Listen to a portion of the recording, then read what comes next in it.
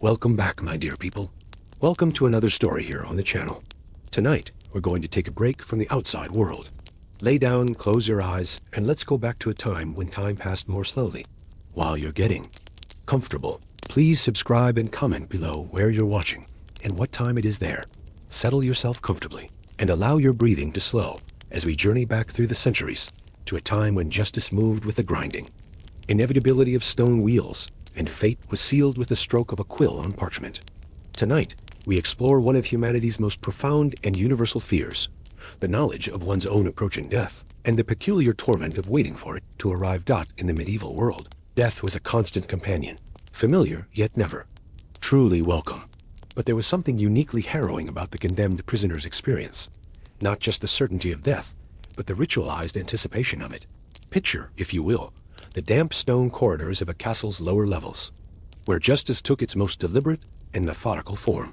Here, in chambers carved from living rock, men and women waited in a liminal space between life and death, experiencing time in ways that stretched each moment into an eternity. The medieval approach to justice was not merely about punishment. It was about spectacle, about the slow, measured demonstration of authority and divine will. And so the condemned were not simply executed.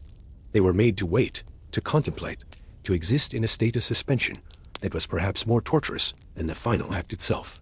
This was justice as performance, with the prisoner as both actor and audience in their own final drama.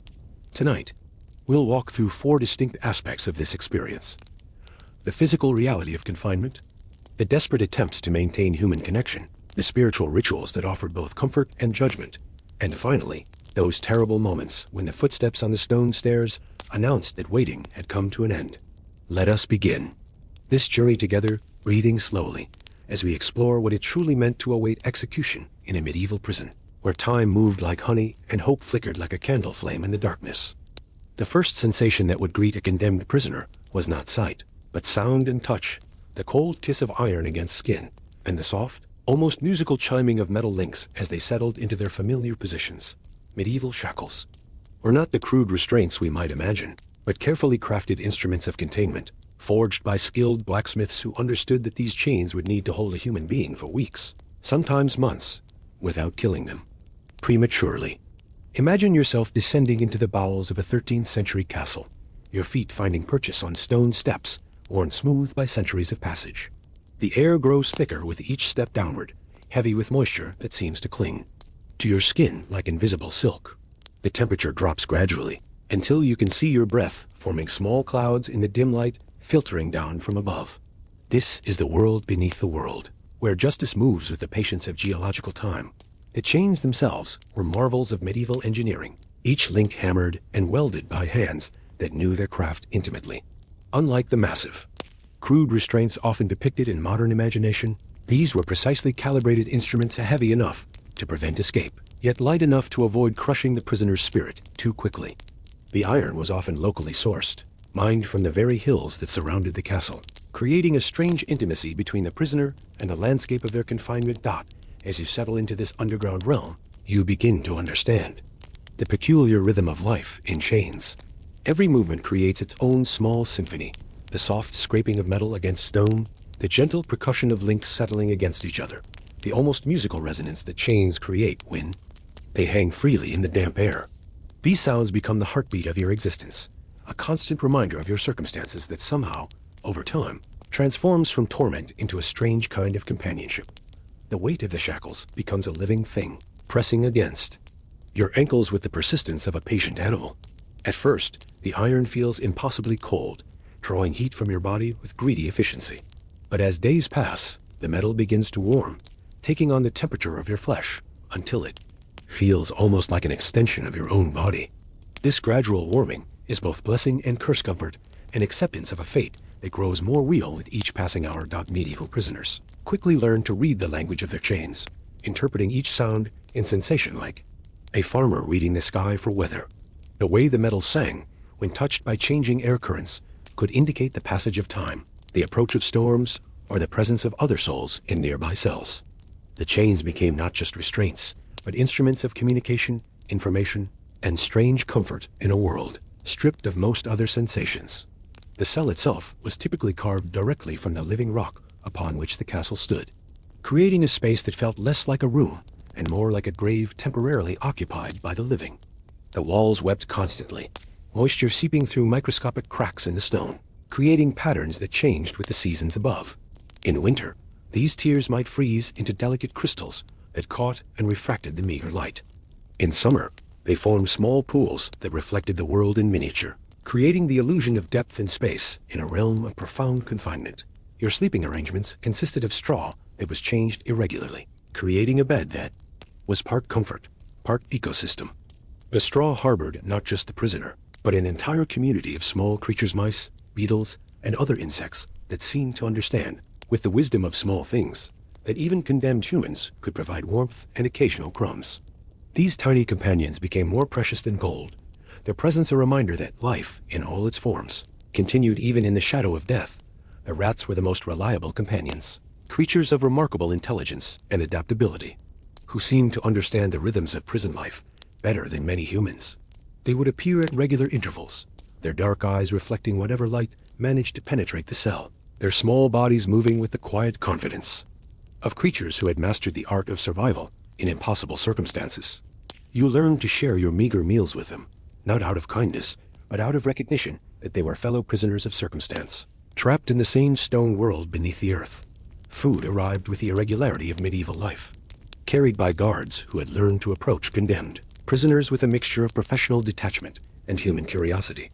The meals were simple bread that had often passed its prime, thin gruel that provided sustenance without pleasure, and occasionally pieces of meat that had been deemed unfit for those whose futures extended beyond the next few weeks. Yet these humble offerings became events of profound significance, marking the passage of time and providing moments of sensory experience in a world deliberately stripped of stimulation. The bread, when it came, was hard and often moldy, requiring patience. To consume, you learned to soften it with saliva, to chew slowly and methodically, extracting every possible moment of taste and texture from each morsel. The process of eating became a meditation, a way to slow time and create moments of focus that could stretch a few minutes of sustenance into an hour of engagement with life. The mold itself, though unappetizing, carried flavors that spoke of the world above, hints of the fields where the grain had grown, the mills where it had been ground, the ovens where it had been baked by hands that still touched the living. Water came in wooden buckets that had absorbed the flavors of their previous contents, creating a complex bouquet that told stories of the castle's daily life. Sometimes the water carried hints of the brewery, sometimes the kitchen, sometimes the stable. Each bucket was a small communication from the world above, a liquid letter that spoke of activities continuing in the sunlight while you dwelt in perpetual twilight. The water was often warm, having absorbed the temperature of the castle's depths, and you learned to drink it slowly, savoring not just the moisture, but the connection to the vast stone organism that surrounded you. The guards who brought these meals were fascinating studies in human adaptation, men who had learned to balance professional duty with personal survival. They moved through the prison corridors with the careful efficiency of those who understood that their own lives depended on maintaining the delicate balance between security and humanity. Some spoke in whispers, offering brief words of comfort or news from the world above. Others maintained complete silence, their faces carefully neutral, their movements economical and precise. All of them, however, carried the weight of their role in the great machinery of medieval justice, and you could see in their eyes the reflection of their own mortality, their own understanding that fate could be as arbitrary as it was final. Changing of the guard became one of the most significant events in the prison's daily rhythm, a moment when the routine of confinement was briefly disrupted by the sound of new voices, new footsteps, new patterns of movement in the corridors.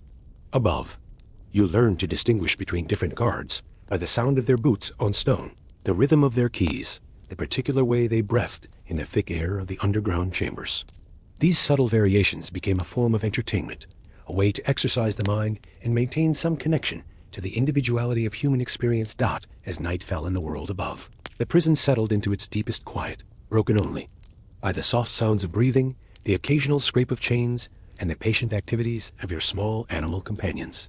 This was when the chains truly seemed to dream, their metal surface cooling in the night air, contracting slightly and creating almost inaudible sounds that seemed to speak of longing and memory. In these moments, you could almost imagine that the iron retained some memory of the earth from which it came, some connection to the open sky and flowing water that had once surrounded or in its natural state. the relationship between prisoner and chains evolved with the passing days, transforming from simple restraint into something far more complex and intimate. As your body adapted to the constant weight and pressure, you began to understand that these shackles were not merely tools of confinement, but partners in a strange dance of endurance that would continue until your final moment. The iron became as familiar as your own heartbeat, its presence so constant that its absence would have felt like losing a limb that each morning brought the ritual of awakening to the gentle percussion of chains, settling as you moved from sleep to consciousness. The sound was different each day, influenced by the temperature, the humidity, and the particular way your body had positioned itself during the night. On cold mornings, the metal felt sharp and brittle, its surface seeming to contract away from your skin. On warmer days, it felt almost supple, as if the iron had softened into something approaching gentleness. These subtle variations became a form of weather prediction, a way to sense the conditions in the world above without ever seeing the sky. The guards who maintained the prison understood the importance of proper chain maintenance, not out of kindness, but from practical necessity. Chains that were too loose invited escape attempts. Chains that were too tight could kill a prisoner prematurely, depriving the court of its scheduled justice. They possessed specialized tools for adjusting the fit, small hammers and chisels that could modify the links with precision. The sound of these adjustments echoed through the stone corridors, a metallic song that spoke of careful craftsmanship applied to the architecture of human containment. Your wrists and ankles developed calluses where the metal rubbed most consistently, thick patches of skin that served as natural padding between flesh and iron. These calluses became badges of endurance, evidence of your body's remarkable ability to adapt to even the most challenging circumstances. The process of their formation was gradual and often painful, but their presence eventually brought a kind of relief, a biological solution to the problem of prolonged metal contact that spoke to the incredible resilience of human flesh. The rhythms of chain maintenance created their own temporal structure within the prison. Once each week, guards would arrive with oil and rags, cleaning the metal to prevent rust and ensure smooth operation. The smell of the oil was distinctive, a mixture of animal fat and herb essences that had been refined over generations of metalworking. This scent became associated with the passage of time, a weekly marker that helped you track the days in a world where sunrise and sunset were mere rumors filtered through thick stone walls.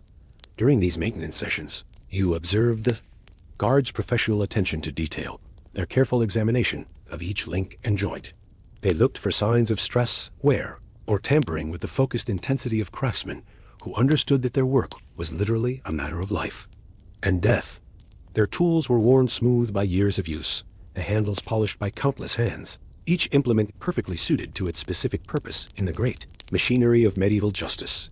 The stone floor of your cell bore the permanent marks of previous occupants, grooves worn smooth by the passage of countless chains across its surface. These marks formed a kind of map, recording the movements and habits of men and women who had waited in this same space, facing the same certainty you now confronted. Following these grooves with your eyes became a form of meditation, a way to connect with the experiences of those who had preceded you in this ultimate test of human endurance. Some prisoners had managed to scratch messages into the stone walls, using fragments of metal or bone to create crude letters and symbols.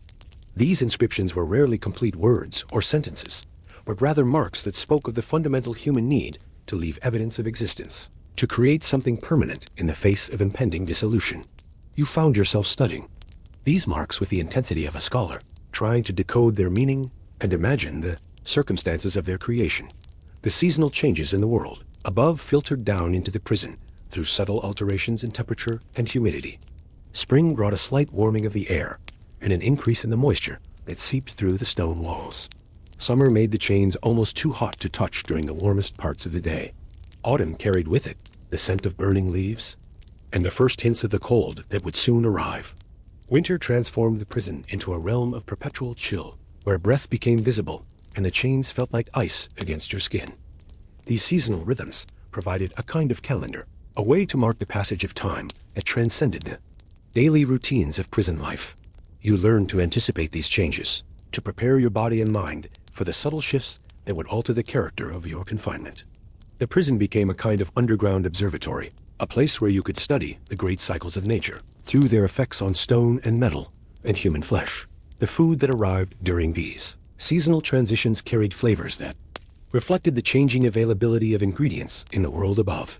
Spring meals might include early greens that had been deemed unsuitable for the castle's main kitchens. Summer brought the possibility of fruit that had spoiled during transport. Autumn meals often contained the hardy roots and grains that formed the foundation of medieval nutrition. Winter food was generally the sparsest, consisting mainly of preserved items that had been stored in the castle's depths alongside the prisoners themselves. Your body's adaptation to this irregular nutrition became another form of seasonal awareness. You learned to conserve energy during periods of scarcity, to extract maximum benefit from each meal, and to appreciate the subtle differences in taste and texture that marked the changing year. The process of eating became almost ceremonial, a way to maintain connection with the natural world and the passage of time that continued, regardless of your circumstances. The rats that shared your cell seemed to understand these seasonal patterns as well, their behavior changing in response to the same environmental cues that affected your own experience. In spring, they were more active, their movements quick and purposeful. Summer brought a lazy contentment to their activities.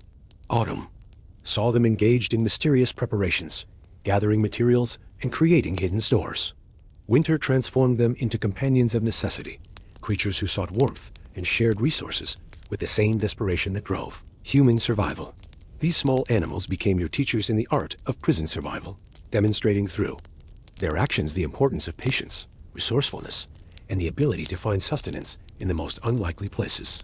You watched them navigate the stone corridors with confidence, their small bodies moving through spaces that seemed impossibly narrow, their whiskers twitching as they processed information from scents and sounds that remained invisible to human senses.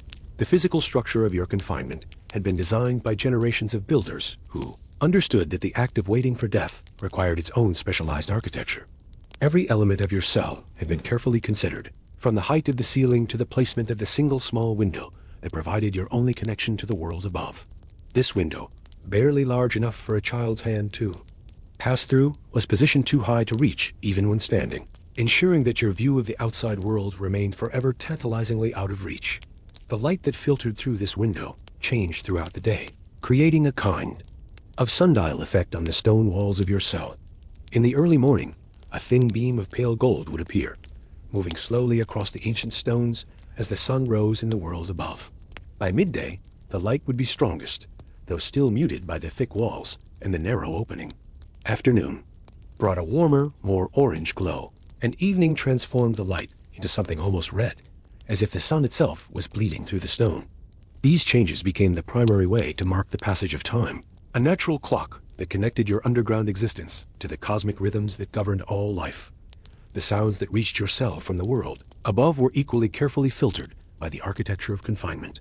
The thick stone walls absorbed most noise, but certain sounds managed to penetrate the barrier between your world and theirs. The calling of birds at dawn created a gentle symphony that reminded you of the existence of creatures who remained free to move through the open sky. The distant sound of church bells marked the hours of prayer, connecting you to the spiritual rhythms that continued in the world above. Occasionally, the voices of children at play would drift down through the stones, their laughter creating a bittersweet reminder of innocence and joy that still existed beyond the walls of your confinement. The stone walls themselves told stories. Through their construction, each block carefully selected and placed by medieval masons, who understood that their work would outlast their own lives by centuries. You could trace the tool marks left by their chisels, see the subtle variations in color and texture that spoke of different quarries and different seasons of construction. Some stones bore the marks of ancient sea creatures, fossils that had been trapped in the rock millions of years before your own confinement began. These discoveries became treasures, evidence of life and time that extended far beyond the brief span of human existence. The mortar between the stones had been mixed according to recipes passed down through generations of builders, combinations of lime and sand and water that created bonds stronger than the stones themselves. Over time, this mortar had developed a patina of age, a surface that seemed to absorb and reflect the emotions of those who had touched it. You found yourself running your fingers along these ancient joints, feeling the work of hands that had labored centuries before your birth, creating the very structure that now held you in its embrace. The floor of your cell was worn smooth by the passage of countless feet, the stone polished to an almost mirror-like finish in places where previous occupants had walked their endless circuits. These paths became highways of memory, routes that connected you to the experiences of all those who had preceded you in this space. You learned to follow these ancient pathways, your own bare feet adding their impression to the accumulated record of human endurance that was written in the stone itself. The air in your cell moved in patterns that had been established by the careful design of the prison's ventilation system. Medieval builders understood that prisoners needed to breathe, but they also understood that the quality of that air should reflect the gravity of their situation.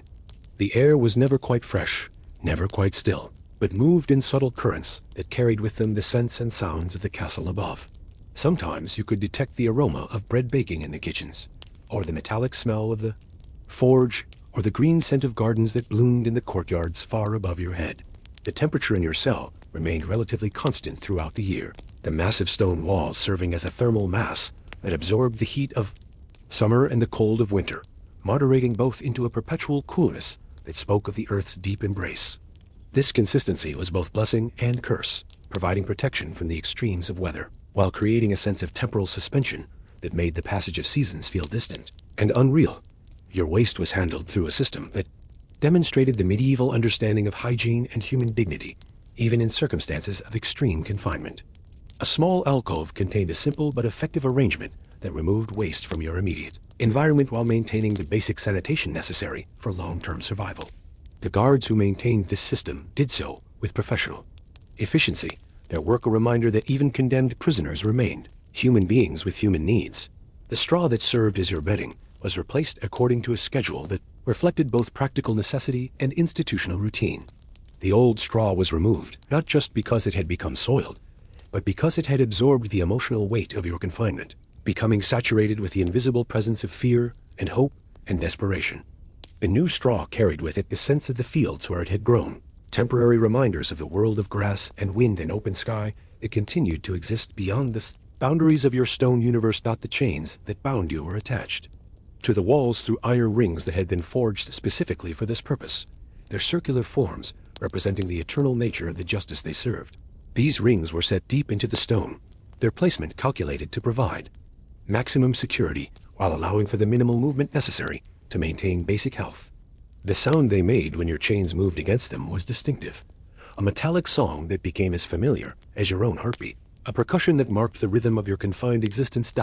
As we prepare to move from this exploration of physical confinement to the desperate human connections that flourished even in such circumstances, take a moment to appreciate the strange beauty of this architecture of waiting. These stones, these chains, these carefully calculated spaces represented humanity's attempt to create order and meaning in the face of chaos and mortality. They were monuments to the belief that even death could be civilized, that even the most extreme circumstances could be governed by law and ritual, and the careful application of human craft and wisdom. In the depths of medieval confinement, where time moved like thick honey and hope flickered like a candle flame in perpetual twilight, the human need to communicate became a force more powerful than chains or stone walls. The condemned found ways to reach across the void that separated them from the world of the living, creating messages that spoke of love, regret, forgiveness, and the desperate desire to be remembered. These letters, written on scraps of parchment or carved into stone, represented the final flowering of human connection in circumstances designed to isolate and diminish the spirit. The materials for writing were precious beyond measure in the underground world of the prison. A fragment of parchment, perhaps salvaged from a guard's lunch wrapping or discovered in the straw of your bedding, became more valuable than gold. The ink was often improvised from the most unlikely sources, soot mixed with water, blood drawn from a carefully opened wound, or the dark juice extracted from berries that had spoiled in your food rations. The writing implements were equally creative. Splinters of bone sharpened to fine points, fragments of metal carefully worked into quill-like shapes, or thorns preserved from the occasional piece of fruit that made its way into your cell. The act of writing itself became a meditation, a way to slow time and create moments of profound focus that could transform the experience of confinement. Each letter had to be carefully planned, every word chosen with the precision of a master craftsman, because the materials for correction were non-existent. You learned to compose entire sentences in your mind before committing them to your precious writing surface, rehearsing the movements of your hand until they became as natural as breathing. The letters you wrote carried multiple layers of meaning, speaking not just through their words, but through their very existence as physical objects. The parchment itself told stories, its texture, its color, the way it absorbed ink or resisted it.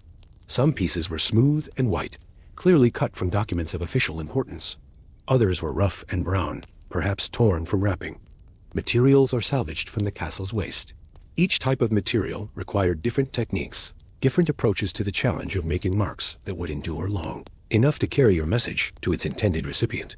The content of these letters revealed the full spectrum of human emotion condensed into the space of a few precious lines. Some prisoners wrote to their families, attempting to explain the circumstances that had led to their fate, offering forgiveness for real or imagined slights, or simply expressing love in its purest form. Others wrote to their accusers documents that ranged from bitter denunciations to unexpected expressions of understanding and forgiveness. Still others wrote to God, creating prayers that were both deeply personal and universally human, speaking of fear and hope and the fundamental mystery of existence. The process of composing these letters often took days or weeks, as you carefully considered each word, each phrase, each sentiment you wanted to convey. The act of writing became a way to organize your thoughts, to make sense of your life and your circumstances, to create meaning from chaos. You found yourself remembering conversations from years past, moments of joy and sorrow that had seemed insignificant at the time, but now revealed themselves as the true treasures of human experience. Some prisoners wrote multiple drafts of the same letter, revising and refining their words until they achieved something approaching the perfect expression of their intended message. These drafts were often kept as precious possessions, evidence of the creative process that had occupied so many of your final days.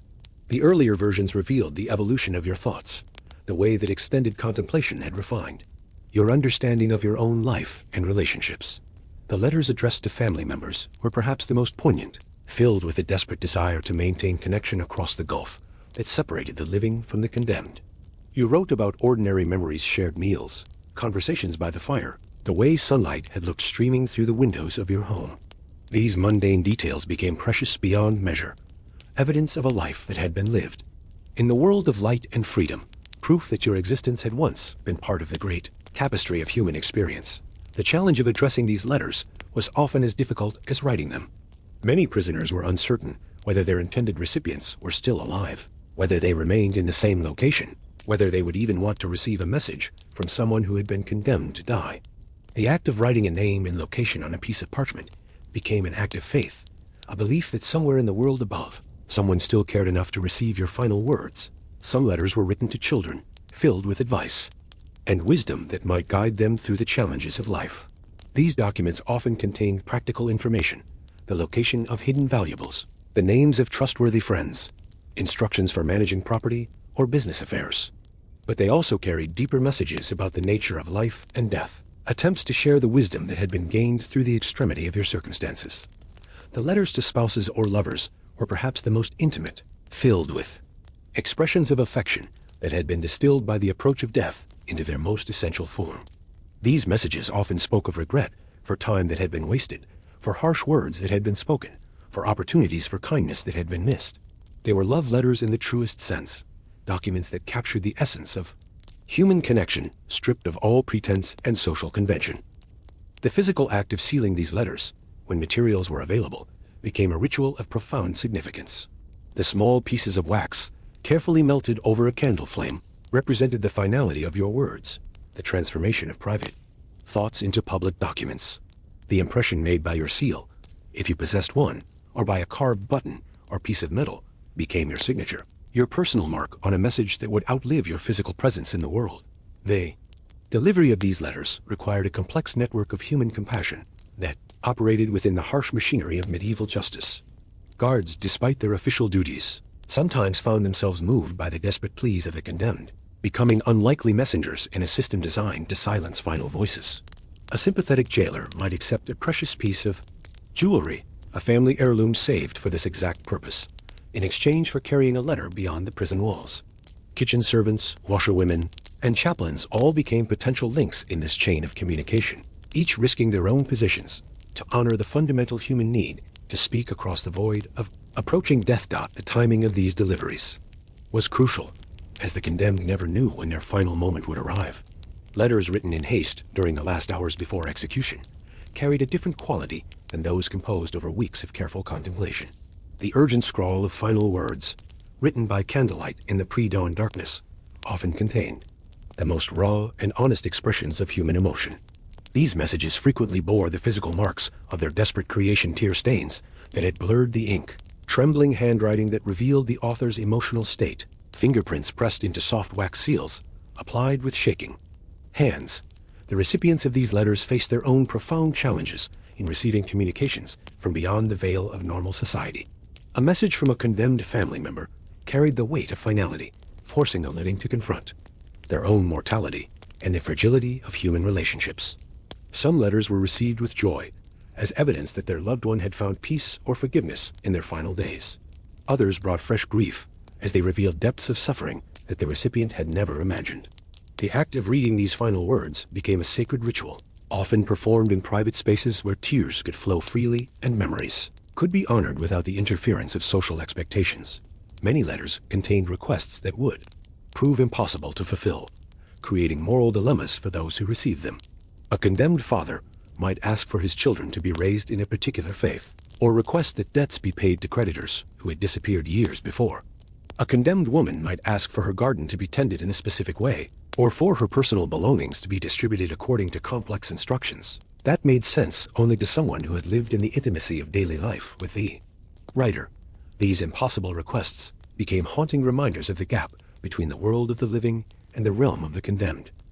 The preservation of these letters required great care, as they were written on materials that were inherently fragile and temporary.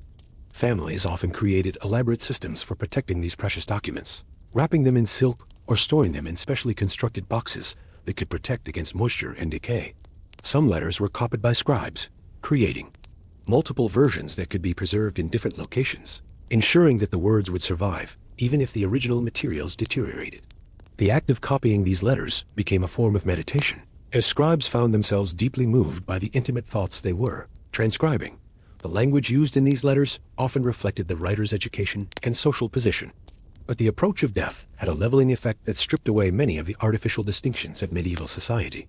Nobles found themselves writing with the same desperate honesty as peasants, and learned clerics discovered that their extensive vocabularies were inadequate to express the simple truths that death had revealed to them.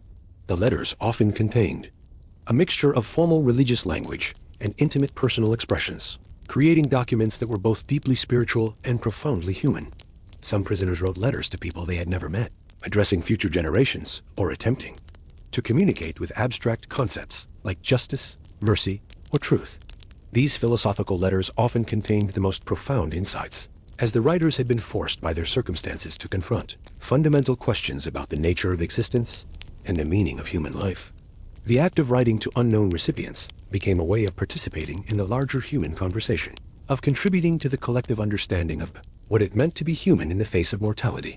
The religious content of many letters reflected the complex relationship between institutional Christianity and personal faith that characterized medieval spiritual life.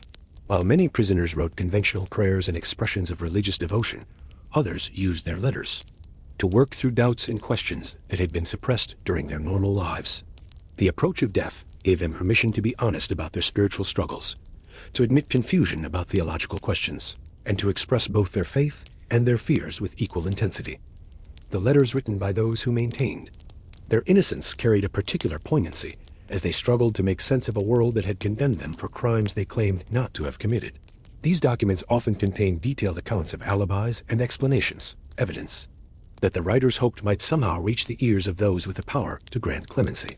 But they also revealed the psychological challenge of maintaining one's identity and sense of self in the face of official condemnation, showing how the human spirit could persist even when the entire structure of society had declared it worthless. Physical deterioration of the writing materials often mirrored the decline of the writers themselves, as illness, malnutrition, and despair took their toll on those awaiting execution. Later letters in a series might show increasingly unsteady handwriting, shorter sentences, and a growing preoccupation with immediate physical discomfort. Yet even in these declining communications, flashes of insight and moments of transcendent clarity appeared, suggesting that the human capacity for growth and understanding could persist even in the most degraded circumstances. Some letters were written in code or cipher, using systems of symbols or references that would be meaningful only to their intended recipients. These encrypted messages often contained practical information about hidden treasures, secret allegiances, or sensitive family matters that required protection, even in the final communications between the living and the dying. The act of creating these codes became a final intellectual challenge, a way of engaging the mind in complex problems that could provide temporary escape from the reality of approaching death. The legacy of these letters extended far beyond their immediate recipients, as they became part of the historical record that would inform future generations about the realities of medieval justice and the human capacity for dignity in the face of ultimate adversity. Many of these documents were preserved in family archives, becoming treasured heirlooms that connected the living to their ancestors and provided evidence of the continuity of human experience across the centuries. The letters became testimonies to the power of written communication to transcend the boundaries between life and death, creating connections that could survive even the most determined efforts to silence the human voice. The question of how these letters might reach their intended recipients created its own complex ecosystem of human relationships within the medieval prison system. Guards, priests, fellow prisoners, and even the occasional visitor became potential carriers of these precious communications, each bringing their own motivations, limitations, and moral considerations to the task. The process of entrusting your final words to another human being became an exercise in faith that revealed the fundamental interdependence that connected all souls, even in circumstances of extreme isolation. The guards who worked in the depths of the castle's prison system occupied a unique position in medieval society, men who had chosen to spend their working lives in the company of the condemned. Some had been drawn to this work by economic necessity, finding steady employment in an institution that required constant staffing. Others seemed to possess a natural temperament for the role, personalities that could maintain professional detachment, while still preserving essential human compassion. A few appeared to be driven by darker motivations, finding in their position of power over vulnerable prisoners an outlet for impulses that would have been unacceptable in ordinary society. The relationship between prisoner and guard often developed over weeks or months into something approaching friendship, though it remained constrained by the ultimate reality of their respective positions. Guards who showed kindness did so at considerable risk to their own safety and employment, knowing that excessive familiarity with prisoners could be interpreted as corruption or incompetence by their superiors. Yet many found ways to provide small acts of mercy, an extra portion of food, a moment of conversation, or the willingness to carry a letter to the world above. The most sympathetic guards were often those who had served in military campaigns, men who had witnessed death in its many forms and understood the difference between necessary duty and needless cruelty. These veterans brought to their prison work a pragmatic understanding of human mortality that allowed them to see condemned prisoners not as monsters, but as fellow human beings facing the ultimate test of courage and dignity. They were more likely to facilitate communication between prisoners and their families, understanding that such connections served no threat to security while providing immeasurable comfort to those facing death. The process of convincing a guard to carry your letter required careful observation of his character and motivations, followed by a delicate negotiation that acknowledged both his power and his own vulnerable position within the castle's hierarchy. Some guards could be reached through appeals to Christian charity, others through small bribes cobbled together from personal possessions or promises of future reward from grateful family members. A few seemed motivated simply by human curiosity, finding in the condemned prisoner's story a break from the routine monotony of their underground duties. The letters that guards agreed to carry faced numerous obstacles on their journey to the outside world. The guard might be stopped and searched by his superiors, leading to questions about how he had acquired correspondence from the prison. He might discover that the intended recipient had moved, died, or simply refused to accept communication from someone who had been condemned to death. The letter might be lost, stolen, or destroyed by accident or design during its passage through the complex social networks that connected the castle to the surrounding countryside. Some guards developed sophisticated systems for letter delivery, creating networks of contacts that extended far beyond the castle walls. These men understood that their willingness to carry messages made them valuable intermediaries in a world where communication was always difficult and often dangerous. They might work with traveling merchants, pilgrims, or other guards who were rotating between different assignments, creating chains of transmission that could carry a letter across considerable distances. The priests who visited the prison represented another potential avenue for communication, though their role was complicated by their official position within the church hierarchy and their responsibility to the court system that had condemned the prisoners. Some clerics saw themselves primarily as agents of spiritual comfort, men whose duty was to prepare souls for the afterlife, regardless of earthly considerations. Others were more closely aligned with the political and legal systems that governed medieval society, viewing their prison visits as extensions of the judicial process rather than opportunities for independent ministry, not the most effective priestly.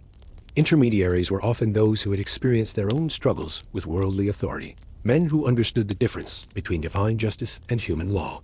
These clerics were more likely to see the carrying of letters as an act of Christian charity that transcended the political circumstances of the prisoner's condemnation.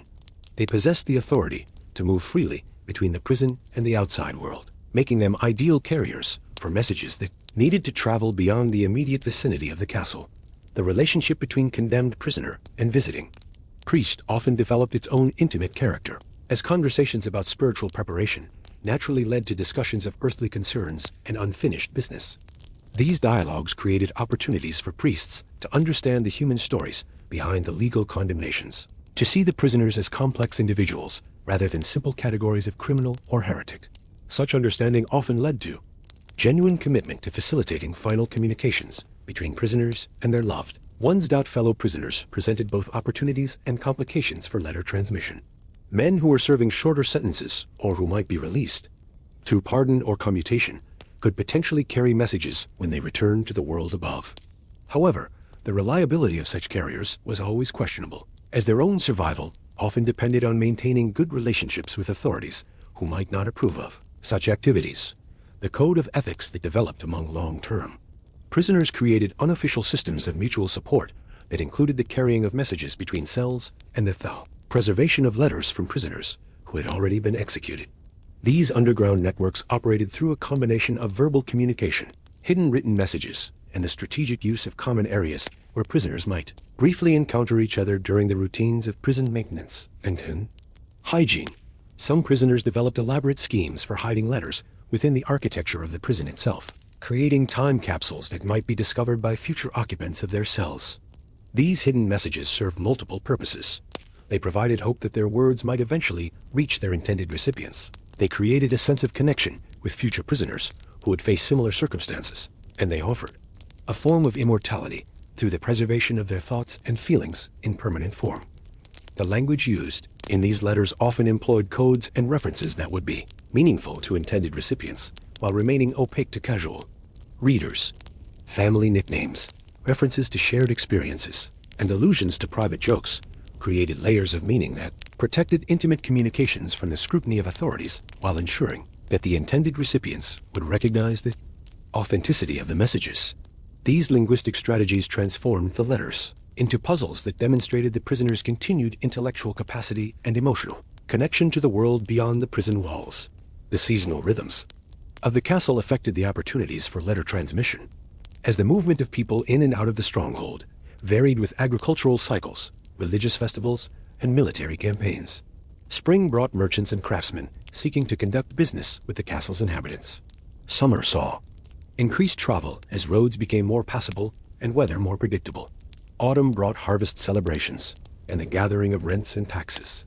Winter created periods of relative isolation when opportunities for communication with the outside world became rare and precious. The timing of execution dates in relation to these seasonal patterns often determined whether letters would have any realistic chance of reaching their destinations. A prisoner condemned to die in early spring might have weeks or months to develop relationships with potential carriers and negotiate the transmission of their final messages. Someone facing execution in deep winter might find themselves racing against time to establish the connections necessary for communication with the outside world. The most profound tragedy of these carefully crafted letters lay not in their creation, but in their fate after leaving the prisoner's hands. The medieval world was a place where communication moved slowly and unreliably, where distances that seem trivial today could represent insurmountable obstacles, and where the social stigma of association with the condemned could make even the most willing messengers hesitant to complete their missions. Many letters never reached their intended recipients, becoming lost documents that wandered through the medieval countryside like ghosts, seeking their proper destinations. The carriers who accepted these letters faced their own complex moral and practical challenges once they left the confines of the castle. A guard who had promised to deliver a message might find himself questioned by suspicious authorities about his possession of correspondence from a condemned prisoner. The explanation of his acquisition of such materials could lead to accusations of corruption or inappropriate sympathy with criminals, potentially resulting in his own dismissal or punishment. Some carriers solved this dilemma by destroying the letters once they had safely departed from the prison, telling themselves that their intention to help had been genuine, even if their courage proved insufficient to complete the task. Others discovered that the intended recipients had moved, died, or simply disappeared into the vast anonymity of medieval society. The limited record-keeping of the era meant that tracking down specific individuals could be virtually impossible, especially if they belonged to the lower classes, whose movements were rarely documented by official sources.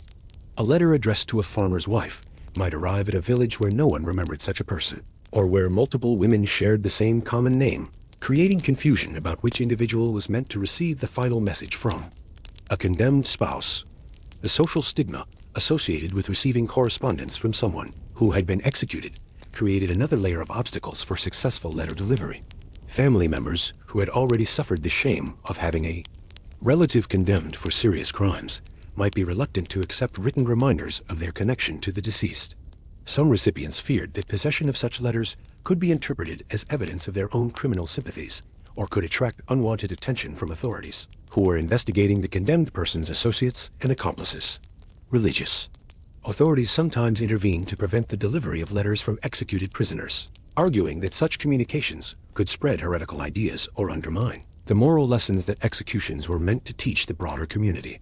Church officials who believed that the condemned had died in a state of sin might discourage their families from preserving or treasuring final messages that could be seen as glorifying criminal behavior or challenging divine justice. These interventions were often motivated by genuine concern for the spiritual welfare of the living, but they had the effect of silencing the final voices of the dead. The letters that did successfully reach their destinations often arrived weeks or months after the executions had taken place, creating the strange experience of receiving messages from beyond the grave. Recipients described the eerie sensation of recognizing their loved one's handwriting on documents that had traveled from the realm of the dead, feeling as though the deceased was speaking to them across the ultimate boundary that separated life from death.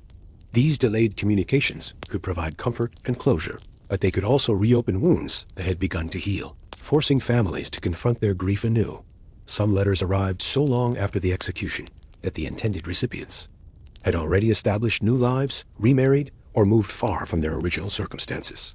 A woman who received a love letter from her executed husband might have already married another man and started a new family, creating impossible emotional complications as she tried to honor both her past and her present commitments. Children who received advice and guidance from condemned parents might have grown into different people than their parents had known, making the carefully crafted words feel like messages from a stranger rather than expressions of intimate parental love. The preservation of these letters created its own set of challenges and opportunities for medieval families. Some recipients treasured the documents as precious relics, keeping them hidden in secure locations and bringing them out only for private contemplation during moments of grief or remembrance. Others found the letters too painful to keep, but too precious to destroy, leading to elaborate arrangements for their preservation by trusted friends or religious institutions that might safeguard them for future generations. The letters that were preserved often became family heirlooms, passed down through generations as evidence of ancestors who had faced death with dignity and maintained their humanity, even in the most extreme circumstances. These documents provided future family members with insights into the characters and personalities of relatives they had never met, creating connections across time that transcended the shame and tragedy of the original circumstances. Some families developed traditions of reading these letters aloud during annual memorial observances, transforming the condemned person's final words into liturgical texts that honored their memory while teaching moral lessons to younger generations. The undelivered letters faced various fates depending on the circumstances of their abandonment. Some were destroyed by carriers who lost their nerve, burned in fireplace flames that consumed the last earthly connections between the dead and the living. Others were abandoned in taverns, churches, or roadside inns, becoming curious artifacts that might be discovered years later by strangers who could only guess at their origins and significance. A few were preserved by the carriers themselves, men who had been moved by the contents of the messages they had failed to deliver, and who kept them as reminders of the human stories that had touched their own lives.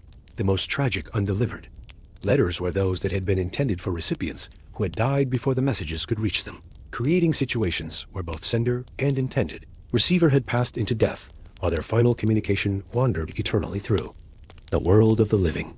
These ghostly documents sometimes surfaced years or decades later, discovered in forgotten corners of old buildings or tucked into books that had been sold and resold through generations of owners who never suspected the poignant stories hidden within their pages. The impact of these failed communications extended beyond the immediate families of the condemned, affecting the broader networks of relationships that connected medieval communities. Friends who had promised to remember the dead found themselves unable to fulfill their commitments because they never received the letters that would have guided their memorial activities. Business partners who might have honored final requests or settled debts remained ignorant of the deceased person's wishes, creating legal and moral complications that could persist for years after the execution. Some letter carriers developed systems for documenting their delivery attempts, creating unofficial records that tracked their efforts to fulfill their promises to the condemned.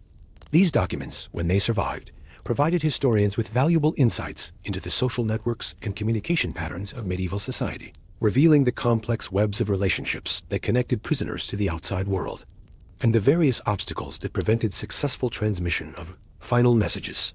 The knowledge that many letters would never reach their destinations did not prevent condemned prisoners from continuing to write them, suggesting that the act of composition itself provided spiritual and emotional benefits that transcended the practical goal of communication. The process of organizing thoughts, expressing feelings, and creating permanent records of their experiences seemed to offer comfort and meaning to people facing the ultimate dissolution of their earthly existence, transforming the writing of undeliverable letters into a form of prayer or meditation that prepared them for whatever lay beyond death. The arrival of a priest in the depths of a medieval prison carried with it a complex mixture of comfort and judgment, hope and resignation, that reflected the profound contradictions inherent in the medieval understanding of justice and salvation. These men of God descended into the stone chambers below the castle, not as independent agents of divine mercy, but as representatives of an institutional church that had blessed the very legal proceedings that had condemned you to death. Their presence spoke simultaneously of the possibility of redemption and the certainty of your approaching dissolution, creating a spiritual tension that made every conversation a delicate negotiation between earthly despair and eternal hope. Priest who entered your cell carried with him the sense of the upper world incense from morning prayers, the soap used for ritual cleansing, the faint aroma of wine from the celebration of Mass. These fragrances seemed almost alien in the underground realm of damp stone and human confinement, creating an olfactory reminder of the spiritual life that continued in the world above while you prepared for your final departure from it. His robes, despite their ecclesiastical authority, often showed signs of the practical challenges involved in ministering to the ill. Condemned hem stains from the wet stones of the prison floors, subtle wear patterns that spoke of frequent journeys into the castle's depths. The ritual of confession in the context of impending execution took on dimensions that extended far beyond the normal parameters of priestly absolution. Your crimes had already been judged by earthly courts, your punishment already decreed by human authority, leaving the priest to navigate the complex theological territory between divine forgiveness and social justice. Some clerics approached this challenge with genuine spiritual curiosity, seeking to understand how God's mercy might operate in circumstances where human mercy had been exhausted. Others seemed more concerned with fulfilling their institutional obligations, treating the confession as a bureaucratic formality that needed to be completed before the execution could proceed with proper Christian sanction. The physical arrangement of these spiritual consultations reflected the awkward position that confession occupied within the larger machinery of medieval justice. The priest might sit on a small wooden stool brought down from the upper levels of the castle, while you remained seated on your bed of straw, the chains preventing you from assuming the traditional kneeling posture of penitence. This alteration of normal liturgical positioning created a strange intimacy, bringing priest and prisoner to eye level in a way that forced both participants to acknowledge each other's humanity, despite the vast differences in their circumstances. And prospects doubt the content of these confessions often revealed the inadequacy of standard theological categories to address the complex moral realities of medieval life. Your crimes might have been driven by poverty, desperation, political loyalty, or simple bad judgment rather than by the clear-cut evil that church doctrine expected to find in condemned criminals. The priest found himself listening to stories that complicated his understanding of sin and redemption, hearing explanations that revealed the social and economic pressures that had shaped your choices in ways that pure theology had not prepared him to address. Some priests brought with them a genuine curiosity about the human stories behind the legal condemnations, approaching each confession as an opportunity to understand how individual lives had become entangled in the broader systems of medieval justice. These clerics asked detailed questions about your background, your motivations, your understanding of the events that had led to your current circumstances. Their attention to these narratives suggested a theological sophistication that recognized the complexity of human moral action and the difficulty of making definitive judgments about the state of another person's soul. Others seemed more concerned with extracting the proper formulas of repentance, guiding you through ritualized expressions of remorse that would satisfy the technical requirements for absolution without requiring them to engage deeply with the particular circumstances of your case. These priests treated confession as a checklist of spiritual requirements that needed to be completed efficiently and correctly, ensuring that your soul would be properly prepared for judgment while minimizing their own emotional involvement. In your story, the question of genuine repentance versus strategic confession created another layer of complexity in these spiritual encounters.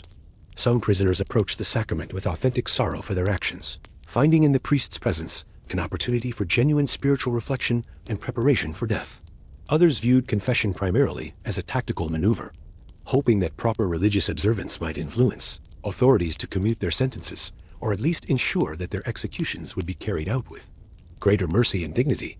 The priest's ability to distinguish between genuine and calculated repentance became a crucial skill in these circumstances, though one that church training had not necessarily prepared him to exercise.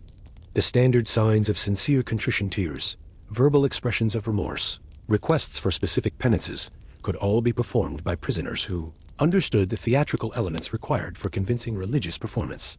Some clerics developed their own informal methods for assessing authenticity, looking for subtle indicators of genuine spiritual transformation that went beyond superficial displays of penitence. The theological discussions that emerged from these confessions often pushed both priest and prisoner into unexplored intellectual territory. Questions about the relationship between human justice and divine justice, the possibility of salvation for those who died under official condemnation, and the moral status of crimes committed under extreme duress required sophisticated theological reasoning that few priests had been trained to provide. These conversations sometimes became philosophical explorations that offered both participants insights into the fundamental mysteries of existence, justice, and redemption. The priest's role as both spiritual counselor and institutional representative created inevitable conflicts of interest that affected the quality and authenticity of his ministry to the condemned. His presence in the prison was sanctioned and supported by the same authorities who had ordered your execution, making him simultaneously an agent of comfort and an instrument of the system that was preparing to end your life. This dual loyalty required careful navigation, as expressions of excessive sympathy for your plight could be interpreted as criticism of the court's judgment, while obvious alignment with secular authority might undermine his credibility as a spiritual advisor. Some priests found ways to transcend these institutional constraints, developing a ministry to the condemned that focused on universal human concerns rather than the specific legal circumstances that had brought prisoners to their cells. These clerics spoke about suffering, mortality, forgiveness, and hope in terms that applied to all human beings rather than just to criminals awaiting execution. Their approach suggested a theological understanding that recognized the condemned prisoner as a fellow traveler on a difficult journey of human existence rather than as a categorically different type of moral being. The privacy of the confessional created opportunities for conversations that went far beyond the formal requirements of spiritual preparation, allowing priest and prisoner to explore questions of meaning, purpose, and ultimate reality that might have been impossible in other contexts. These discussions sometimes revealed the priest's own struggles with doubt, mortality, and the challenge of maintaining faith in circumstances that seemed to contradict basic assumptions about divine justice and human dignity. The shared contemplation of death created a kind of equality between confessor and penitent that transcended their official roles and social positions. The rituals of last rites in the medieval prison required adaptations that transformed familiar liturgical practices into something entirely new and deeply personal. The priest carried with him a small wooden box containing the sacred oils needed for extreme unction, but the traditional ceremonies of anointing had to be modified to accommodate the physical constraints of the dungeon environment. The holy chrism, normally applied with ceremonial precision in the controlled atmosphere of a church, was instead administered in the flickering light of a single candle, with the priest's hands trembling not from age or infirmity, but from the emotional weight of his sacred duties in such desperate circumstances. The prayers for the dying, when spoken in the stone chambers beneath the castle, took on resonances that their original composers could never have imagined. The Latin phrases that normally echoed through cathedral spaces now reverberated against wet stone walls, creating acoustic effects that made the ancient words seem to emerge from the very foundations of the earth. A priest found himself adjusting, his vocal delivery speaking more softly and slowly than he would in normal circumstances, allowing the prisoner to absorb each word with the concentrated attention that only the approach of death could inspire. The administration of final communion presented particular challenges that required both theological flexibility and practical innovation. The bread and wine that represented the body and blood of Christ had to be transported carefully through the labyrinthine passages of the castle's lower levels, protected from contamination by the damp air and unsanitary conditions that characterized the prison environment. Some priests developed elaborate protective procedures for these sacred elements, wrapping them in multiple layers of blessed cloth and carrying them in specially constructed containers that could preserve their spiritual and physical integrity. During the journey into the depths, the prisoner's preparation for receiving communion often became a prolonged ritual of spiritual cleansing that extended far beyond the normal requirements of the sacrament. The physical and emotional degradation of prison life had to be addressed through careful attention to both bodily purification and spiritual readiness. A priest might bring water for washing, clean cloth for covering, and simple but dignified garments that could restore some measure of human dignity to the condemned person's appearance. These preparations became acts of restoration, brief moments when the prisoner could remember what it felt like to be treated as a full human being rather than as a criminal awaiting execution. The theological significance of offering communion. To the condemned raised complex questions about the relationship between earthly guilt and spiritual worthiness that challenged traditional church teaching. The prisoner's legal guilt had been established by secular courts, but the spiritual state of their soul remained a matter for divine judgment that the priest was called to address with careful discernment. Some clerics struggled with the question of whether certain crimes might render a person spiritually unfit to receive the sacrament, while others embraced a more inclusive understanding that emphasized God's infinite capacity for forgiveness and redemption. The conversations that surrounded the administration of last rites often revealed the prisoner's deepest fears and hopes about the nature of death and what might lie beyond it.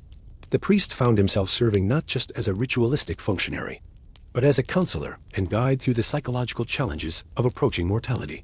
These discussions ranged from practical concerns about the physical experience of dying to profound metaphysical questions about the nature of consciousness, identity, and eternal existence. The priest's responses to these inquiries often pushed him to the limits of his theological training and personal faith. The blessing of personal possessions took on special significance in the context of the medieval prison, where the few items that remained to the condemned carried disproportionate emotional and spiritual weight.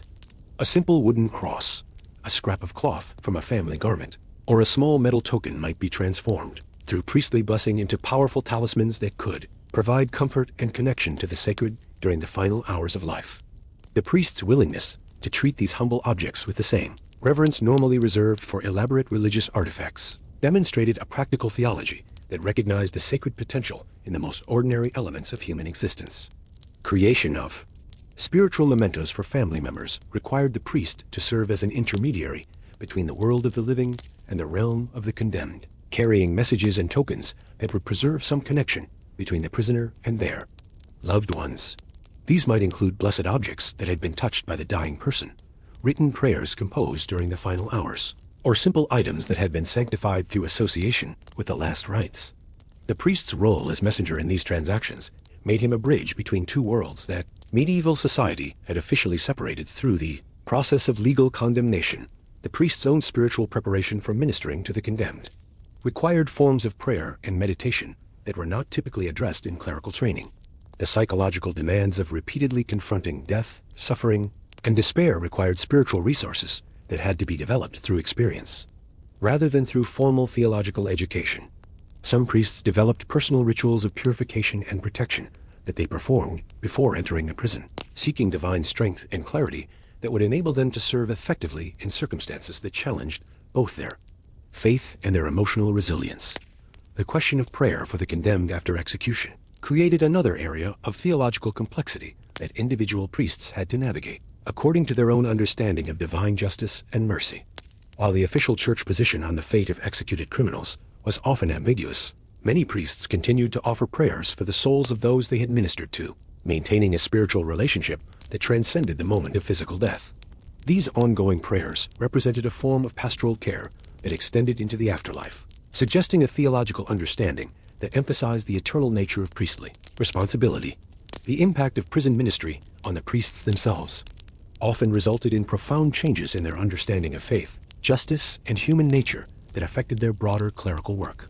The experience of witnessing courage, despair, redemption, and degradation in their most extreme forms provided these clerics with insights into the human condition that transformed their preaching, their counseling, and their overall approach to spiritual guidance. Many priests found that their encounters with the condemned had taught them more about the nature of grace and forgiveness than years of theological study.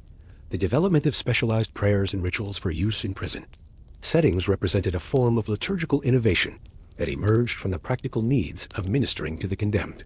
These adaptations included shortened forms of traditional prayers that could be completed quickly if circumstances required, alternative formulations that addressed the specific spiritual needs of prisoners, and entirely new compositions that spoke directly to the unique challenges of preparing for death under official condemnation.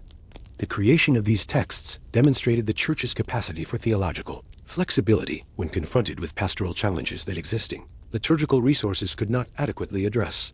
The priest's final moments with the condemned often became exercises in mutual spiritual support, as both participants faced the mystery of death with whatever faith and courage they could muster. The conventional hierarchy between spiritual advisor and spiritual advisor often dissolved in these ultimate encounters, replaced by a shared recognition of human vulnerability and divine mystery that transcended their official roles. These moments of mutual recognition and support represented perhaps the most authentic expression of all Christian fellowship that either participant would experience, stripped of social pretense and institutional formality by the absolute honesty that approaching death demanded. The rituals that surrounded spiritual preparation for execution had evolved over centuries into elaborate performances that served multiple audiences. Simultaneously, the condemned prisoner seeking genuine comfort, the Church asserting its authority over matters of eternal significance, and the secular authorities demonstrating their commitment to Christian principles even in the administration of ultimate justice. These ceremonies transformed the final days of condemned prisoners into theatrical productions where the boundaries between authentic spiritual experience and institutional requirement became increasingly difficult to distinguish. The formal last rites represented the culmination of this spiritual theater, a carefully choreographed sequence of prayers, blessings, and sacramental actions that had been refined through generations of church practice. The priest arrived for these final ceremonies, carrying the sacred implements of his office, a small vial of holy oil for the anointing, a silver chalice containing consecrated wine, pieces of unleavened bread that had been blessed during the morning mass. These objects, gleaming softly in the dim light of your cell, represented the Church's ability to transform even the most degraded circumstances into occasions for divine grace. The physical positioning required for the administration of last rites created its own complex choreography, as the priest worked around the constraints of your chains while maintaining the dignity and solemnity appropriate to the sacrament. The ancient formulas of blessing had been composed for free individuals who could kneel, stand, and move according to liturgical requirements, creating the need for creative adaptations that preserved the spiritual essence of the rituals while acknowledging the practical realities of your confinement. The anointing with holy oil carried particular significance in the context of impending execution, as the priest traced sacred symbols on your forehead, hands, and feet while reciting prayers that spoke of healing and protection. The irony of blessing a body that would soon be deliberately destroyed was not lost on either participant, creating a theological tension that transformed the familiar ritual into something approaching paradox. The oil itself carried the fragrances of olive groves that existed in distant lands, connecting your stone cell to Mediterranean landscapes and ancient traditions that stretched back to the earliest days of Christian practice. The offering of communion took on profound meaning as your final participation in the central sacrament of Christian worship, the last time you would taste the bread and wine that represented the body and blood of Christ. The priest's hands, as he placed the consecrated wafer on your tongue, connected you to the vast community of believers who had shared this same ritual across centuries of faith, creating a moment of spiritual unity that transcended the isolation of your circumstances. The wine, when it touched your lips, carried flavors that spoke of vineyards and harvest celebrations, of human labor transformed into sacred substance through the mysterious alchemy of religious belief. The prayers spoken during these final ceremonies often included requests for mercy that seemed to challenge the very justice system that had condemned you to death, creating a subtle tension between divine and human authority that both priest and prisoner could feel but rarely acknowledge directly. The ancient words spoke of forgiveness, redemption, and the possibility of salvation, even for the greatest sinners, offering hope that contradicted the earthly verdict that had sealed your fate. This theological contradiction required both participants to navigate carefully between acceptance of human justice and faith in divine mercy. The priest's own emotional responses to these final ceremonies varied considerably depending on his personal faith, his experience with similar situations, and his assessment of your character and circumstances. Some clerics approached last rites with professional detachment, treating them as routine sacramental obligations that required technical precision rather than emotional investment. Others found themselves deeply moved by the human drama unfolding before them, struggling to maintain liturgical composure while witnessing the final spiritual preparations of a fellow human being. The timing of these ceremonies in relation to your scheduled execution created its own form of spiritual pressure, as both priest and prisoner worked within the constraints of a schedule determined by secular rather than religious authorities. The Church's preference for unhurried spiritual preparation conflicted with the court's need to maintain execution schedules, creating situations where profound sacramental moments had to be compressed into abbreviated timeframes that satisfied legal requirements while potentially shortchanging spiritual needs. The question of your spiritual state during these final ceremonies became a matter of intense scrutiny for priests who took their sacramental responsibilities seriously. Signs of genuine repentance, authentic faith, or sincere spiritual transformation were carefully observed and internally catalogued, though the criteria for making such assessments were far from clear or consistent. Some prisoners exhibited dramatic religious conversions in their final days, embracing faith with the intensity of those who had nothing left to lose. Others maintained the same spiritual attitudes they had carried throughout their lives, approaching death with whatever combination of belief, doubt, and resignation had previously sustained them. The physical effects of prolonged confinement and psychological stress often complicated the priest's ability to assess your spiritual condition accurately. Malnutrition, sleep deprivation, and the emotional toll of awaiting execution could produce symptoms that might be interpreted either as divine inspiration or mental deterioration, depending on the observer's theological perspective. Visions, mystical experiences, and claims of direct communication with God required careful evaluation by clerics who understood that extreme circumstances could produce both genuine spiritual insights and pathological religious delusions. Priests' documentation of these final spiritual encounters served both personal and institutional purposes, providing records that might be used to assess the effectiveness of church ministry, while creating historical accounts of how condemned prisoners faced their final hours. These written reports often revealed more about the priest's own spiritual condition than about that of the prisoner, reflecting the theological assumptions, personal biases, and emotional responses that shaped each cleric's interpretation of the events he witnessed. The moment when the priest completed his final blessing and prepared to leave your cell created a transition that both participants understood to be irreversible and final. The withdrawal of spiritual support marked the end of your formal relationship with the institutional church and the beginning of your completely solitary preparation for death.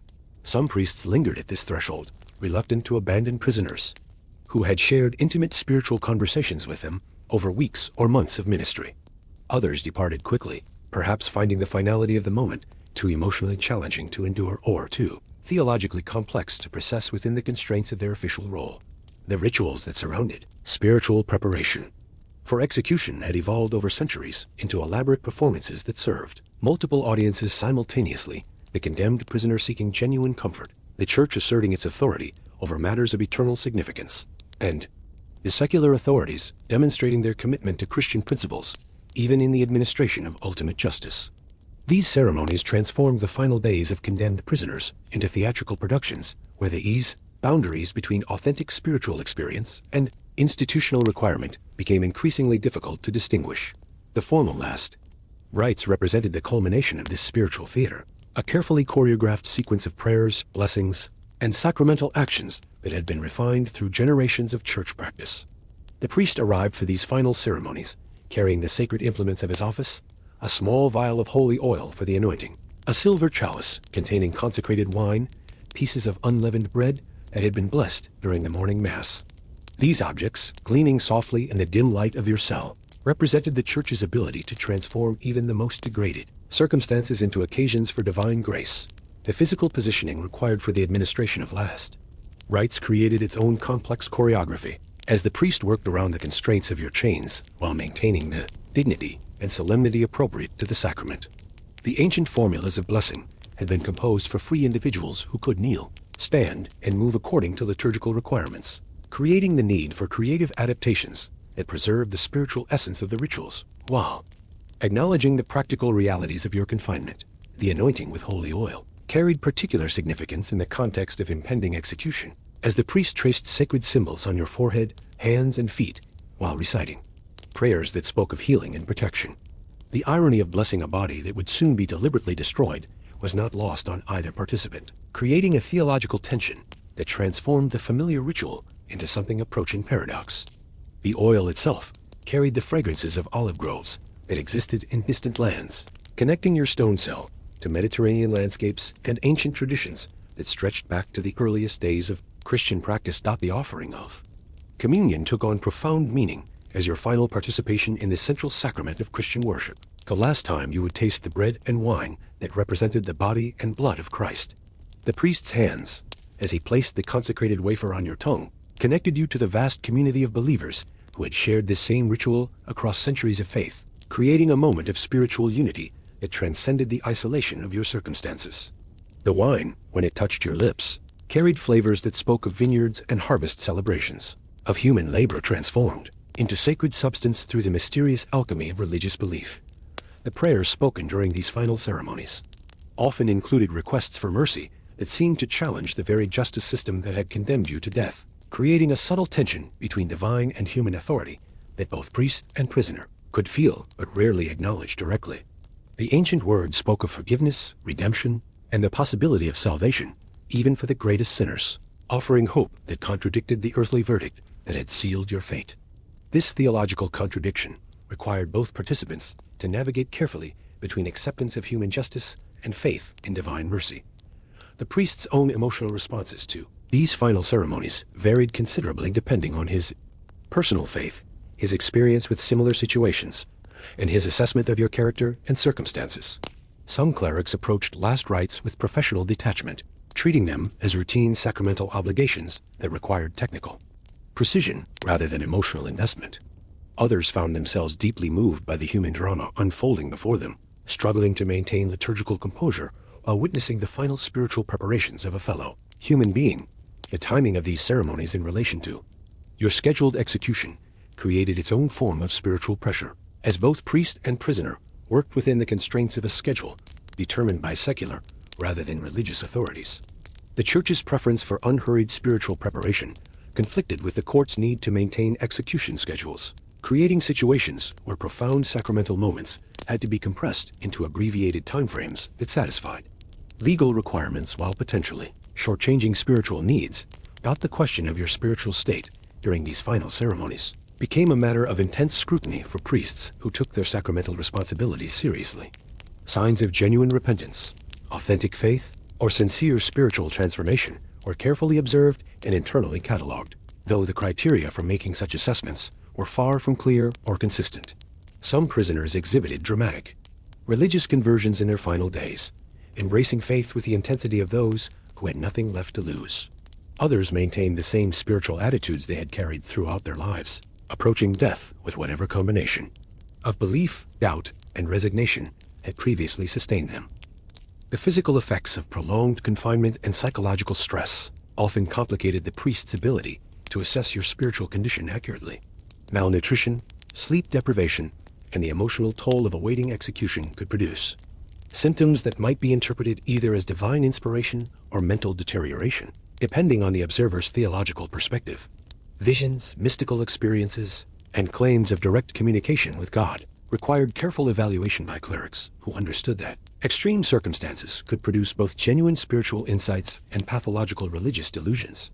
Priests' documentation of these final spiritual encounters served both personal and institutional purposes, providing records that might be used to assess the effectiveness of church ministry, while creating historical accounts of how condemned prisoners faced their final hours.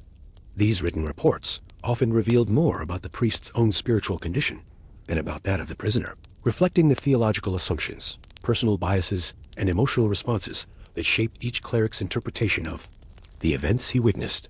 The moment when the priest completed his final blessing and prepared to leave your cell, created a transition that both participants understood to be irreversible and final. The withdrawal of spiritual support marked the end of your formal relationship with the institutional church and the beginning of your completely solitary preparation for death. Some priests lingered at this threshold, reluctant to abandon prisoners who had shared intimate spiritual conversations with them over weeks or months of ministry. Others departed quickly, perhaps finding the finality of the moment too emotionally challenging to endure, or too theologically complex to process within the constraints of their official role. After the priest's departure, the spiritual landscape of your confinement shifted into something more profound and mysterious than any formal religious ceremony could provide. The absence of official spiritual guidance created space for a more personal and immediate encounter with whatever divine presence might exist beyond the boundaries of institutional religion. This solitary spiritual journey, undertaken in the final hours before execution, often revealed depths of faith, doubt, and understanding that had remained hidden during the more structured interactions with clerical authority.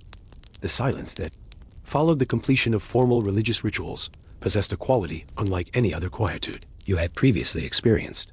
It was not merely the absence of sound, but the presence of something approaching the eternal stillness that seemed to extend beyond the boundaries of your stone cell into realms that existed outside of time and space. In this silence, your thoughts took on a clarity and focus that had been impossible during the social interactions and emotional turbulence of your trial and imprisonment. The approaching certainty of death acted as a kind of spiritual catalyst, burning away the superficial concerns and distractions that had previously occupied your mental energy.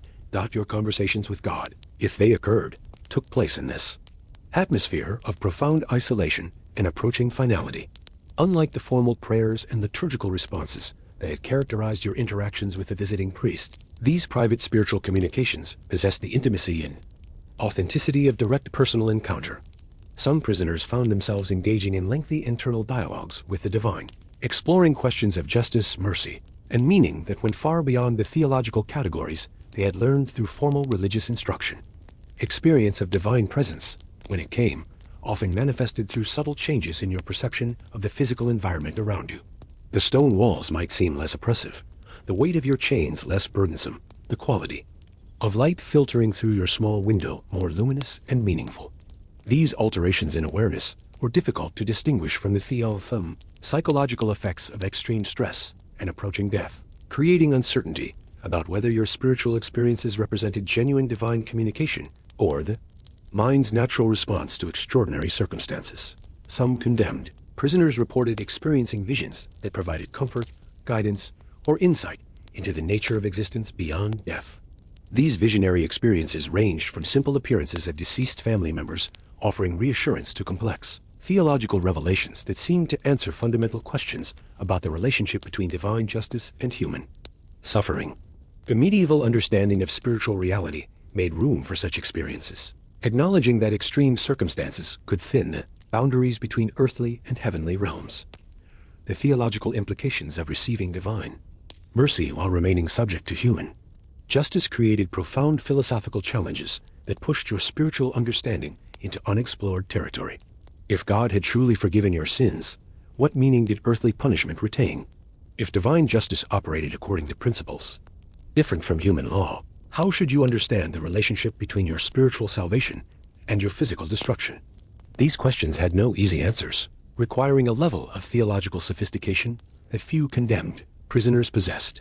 The physical sensations that accompanied intense spiritual experience in the final hours before execution often blurred the boundaries between religious and physiological phenomena.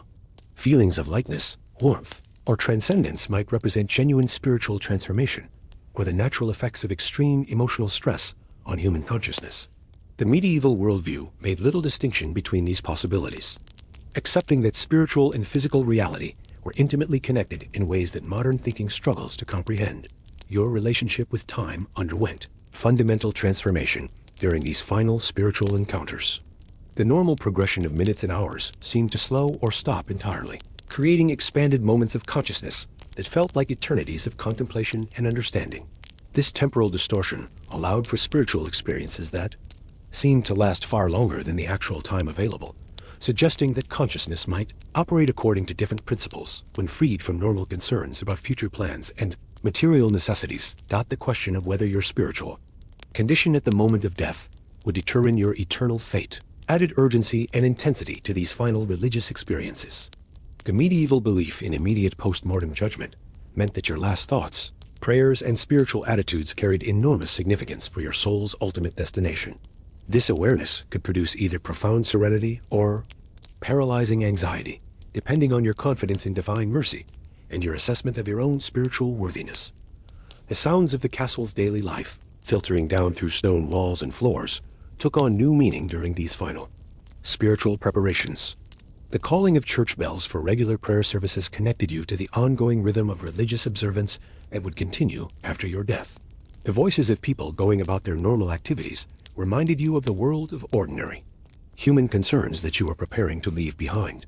These background sounds became a kind of counterpoint to your internal spiritual journey, anchoring your transcendent experiences in the reality of ongoing earthly life. The memory of your life's significant moments underwent revision and reinterpretation during these final spiritual reflections. Events that had seemed important at the time revealed themselves as trivial, while moments that had passed almost unnoticed emerged as profound spiritual turning points. This process of life review, conducted in the shadow of approaching death, often provided insights into the true nature of meaning and value that had been invisible during the normal course of living. The physical act of prayer, constrained by your chains, but still possible through the movements of lips, eyes, and internal attention, became a form of embodied spirituality that connected soul and flesh in final unity. The familiar words of traditional prayers took on new depth and meaning when spoken in circumstances of ultimate extremity. Personal prayers, composed spontaneously in response to your unique situation, possessed an authenticity and power that formal liturgical language could rarely match. The rhythm of breathing became a form of prayer in itself, each inhalation and exhalation marking the steady approach of the moment when breath would cease forever. The gradual dissolution of your earthly identity during these final hours created space for something more essential and universal to emerge. Core self that existed beyond the accumulation of experiences, relationships, and social roles that had previously defined your existence. This process of spiritual distillation stripped away the layers of personality and circumstance that had shaped your life, revealing what remained when all external supports and definitions were removed.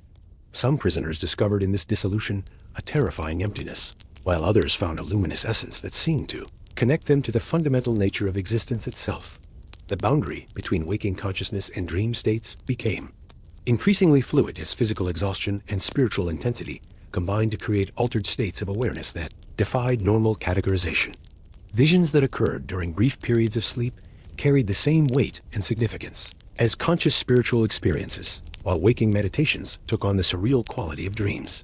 This blending of consciousness levels suggested that the approach of death might naturally thin the veils between different modes of human awareness, allowing access to spiritual realms that remained hidden during ordinary life. The sensation of your heartbeat became a meditation in itself, each pulse marking not just the passage of time, but the gradual approach of silence.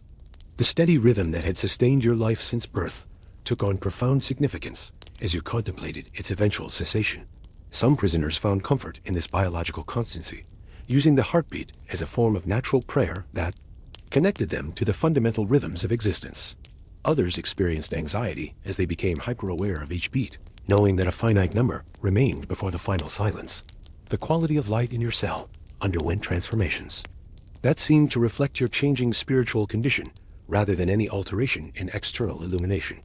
Moments of spiritual clarity were often accompanied by perceptions of increased brightness, as if divine presence manifested through enhanced luminosity. The shadows cast by your chains and the stone walls might seem less dark, less oppressive, suggesting that internal transformation could alter the very appearance of your physical environment. These changes in perception created their own form of mystical experience, independent of any formal religious framework.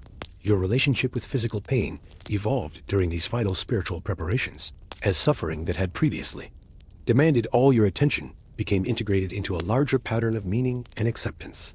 The discomfort of prolonged confinement, the weight of iron restraints, and the various ailments that accompanied medieval imprisonment were transformed from obstacles to spiritual development into opportunities for deeper understanding of human vulnerability and divine compassion.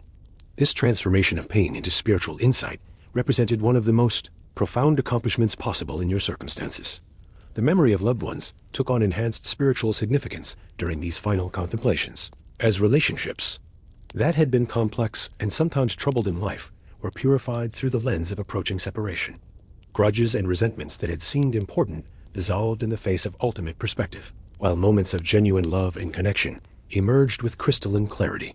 This process of emotional distillation often led to insights about the true nature of human bonds that transcended the particular circumstances of individual relationships. The anticipation of judgment, both divine and eternal, created its own form of spiritual preparation that went beyond formal confession and absolution. The prospect of standing before ultimate authority required a level of honesty and self-examination that normal life rarely demanded.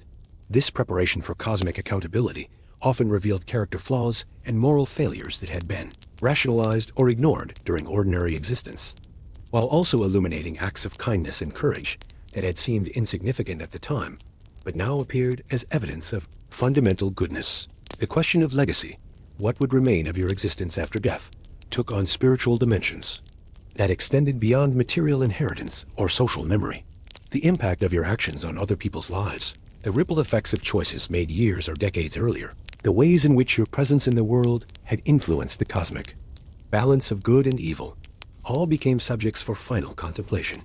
This assessment of spiritual legacy often provided either comfort or distress, depending on your evaluation of how your life had contributed to the larger pattern of human existence. The practice of forgiveness, both seeking it and offering it, became central to the spiritual work of these final hours. Forgiving those who had wronged you, accepting responsibility for harm you had caused others, and seeking reconciliation with enemies, real and imagined, created a form of spiritual housekeeping that prepared your soul for whatever judgment awaited.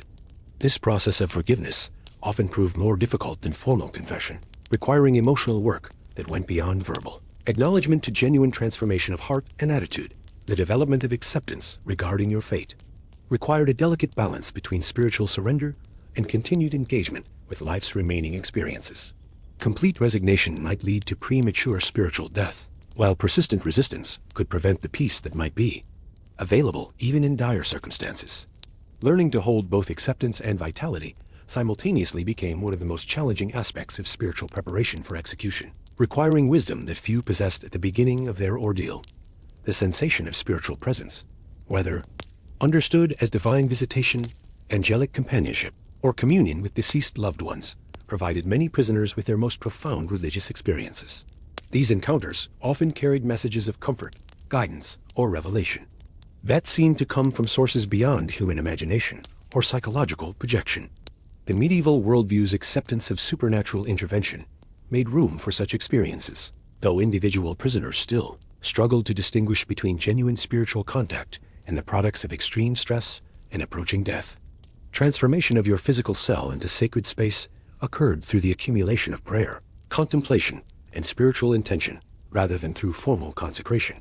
The stones that had witnessed your suffering began to feel like the walls of a chapel, the straw beneath your body like an altar where sacrifice was being offered.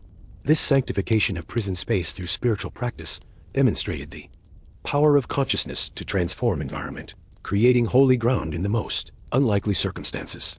The final hours often brought a kind of spiritual clarity that had been impossible to achieve during the turmoil of trial and the early stages of imprisonment. The proximity of death acted as a lens that brought the essential questions of existence into sharp focus, burning away confusion and uncertainty to reveal whatever truth could be perceived from your unique vantage point. This clarity might bring peace and understanding, or it might reveal uncomfortable realities about yourself and your life that had previously remained hidden. Either way, it represented the culmination of a spiritual journey that had been forced upon you by circumstance, but ultimately became your own through the choices you made about how to face the ultimate test of human existence. The sound of footsteps on stone stairs possessed the power to transform the entire atmosphere of the medieval prison in an instant, carrying with it messages that could range from routine maintenance to the announcement of ultimate finality. Over the weeks or months of your confinement, you had learned to read these acoustic signals with the precision of a scholar interpreting ancient texts, distinguishing between the casual tread of guards making their rounds, the measured pace of priests descending for spiritual visits, and the deliberate rhythm that announced that approach of execution. The stone steps that connected the prison to the world above had been worn smooth by centuries of passage, each footfall adding its microscopic contribution to the gradual erosion. That transformed rough-hewn rock into surfaces as polished as marble. The sound created by feet, moving across these ancient pathways, carried information about the identity, urgency, and purpose of approaching visitors in ways that had become as familiar to you as the sound of your own heartbeat. The acoustics of the stone corridors amplified and focused these sounds, creating an early warning system that provided precious minutes to prepare mentally and spiritually for whatever encounter was approaching. The routine footsteps of guards, making their regular rounds, possessed a casual, almost musical quality that spoke of men comfortable with their daily duties and confident in their familiarity with the prison's rhythms. These steps moved at a steady but unhurried pace, pausing occasionally at cell doors for brief inspections or conversations before continuing along their predetermined routes.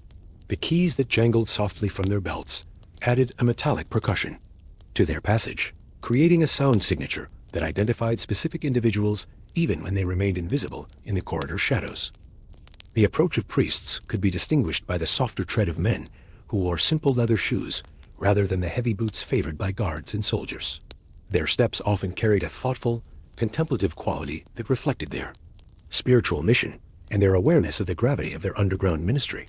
The rustle of their robes added another layer to the acoustic signature of their approach, creating whispered sounds that seemed to speak of ancient rituals and sacred mysteries that transcended the harsh realities of stone and iron.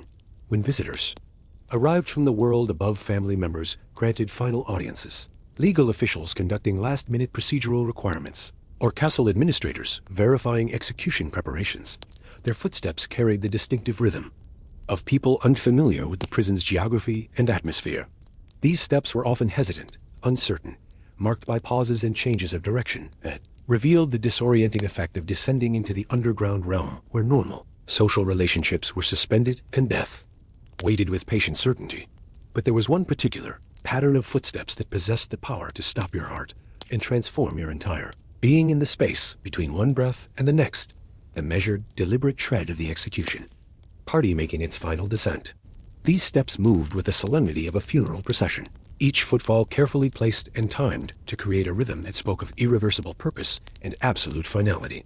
The sound carried with it the weight of legal authority, religious sanction, and social necessity, announcing that the long period of waiting had finally reached its predetermined conclusion.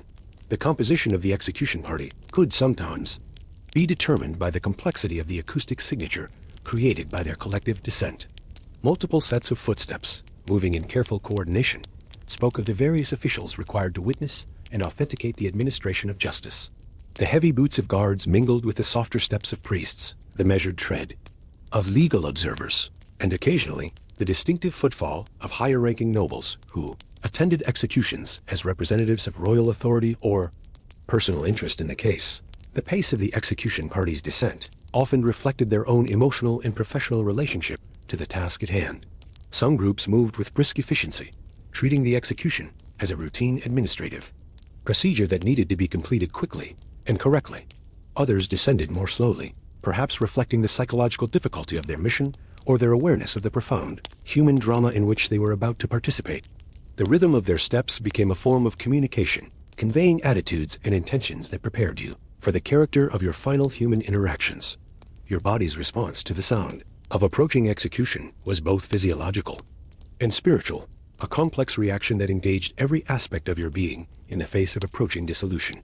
Your heart rate might accelerate or slow dramatically. Your breathing could become shallow or deep. Your muscles might tense or relax in preparation for the transition from life to death. These physical responses occurred automatically, beyond conscious control, representing your body's ancient wisdom about the approach of mortality. The mental preparation triggered by the sound of execution footsteps required the distillation of weeks or months of contemplation into the brief time remaining before the cell door opened. Final prayers had to be completed, last thoughts organized, and spiritual preparation brought to its ultimate conclusion. The approach of the execution party created a deadline that transformed abstract preparation into immediate necessity, forcing you to move from theoretical acceptance of death to practical readiness for its arrival. The acoustic environment of the prison meant that other prisoners could also hear the approach of the execution party, creating a shared awareness of approaching death that connected all the condemned souls in their stone cells. The sounds of final preparation, muffled prayers, quiet weeping, or profound silence created a chorus of human response to mortality that reminded you that your experience, while intensely personal, was also part of the larger human encounter, with death that connected you to countless others who had faced similar circumstances throughout history. The moment when the footsteps stopped outside your cell door created a pause that seemed to extend beyond normal time, a suspension of temporal progression that allowed for final thoughts, prayers, and mental adjustments to the reality of immediate death. In this silence, the previous sounds of approach were replaced by the subtle noises of preparation, the selection of correct keys, the quiet consultation between officials, the final verification of identity and legal documentation that would authorize the end of your earthly existence. The sound of the key turning in your cell door possessed a finality that transformed a simple mechanical action into a moment of profound spiritual and existential significance. This was not the familiar sound of daily routine, the opening for meals, maintenance, or visits, but something altogether different, a turning of metal that opened not just physical barriers, but the very boundary between life and death. The ancient iron key, worn smooth by countless similar turnings, moved through the lock mechanism with the authority of centuries of legal tradition and the weight of social custom that had refined the rituals of execution into ceremonies of almost liturgical precision. The door itself, as it swung open on hinges that had been oiled to prevent any undignified squeaking during this solemn moment, revealed not just the corridor beyond, but the assembled representatives of the various authorities that had conspired to bring you to this final threshold. Their faces, illuminated by the torchlight that created dancing shadows on the stone walls, carried expressions that ranged from professional detachment to genuine human sympathy, reflecting the complex emotions that even the most experienced officials felt when confronting the reality of deliberate death. The formal reading of the execution warrant provided the legal framework that transformed your death from murder into justice, the carefully crafted language lending institutional authority to an act that would otherwise be considered the most serious of crimes.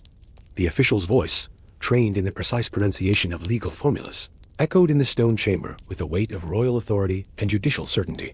These ancient phrases, refined through generations of legal practice, created a verbal bridge between your individual fate and the larger structures of law and order that governed medieval society.